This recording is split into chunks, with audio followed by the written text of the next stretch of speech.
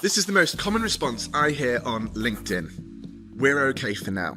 And honestly, it usually comes right after someone assumes that I'm trying to sell them some music, which does make sense, but I'm not actually doing that. If you already have a music library subscription, it probably feels like that box is ticked and you've got thousands of tracks, you can grab something whenever you need it and problem solved, right?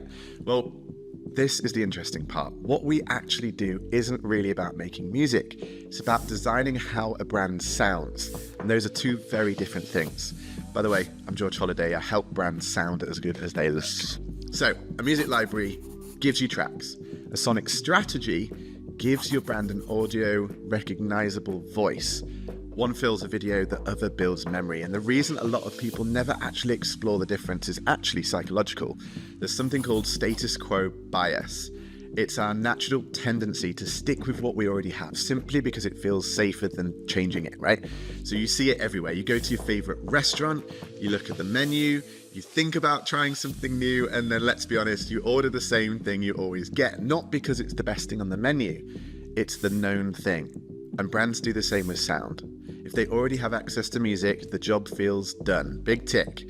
However, the brands that really stand out are thinking about sound differently. They're not asking, what music should we use for this video?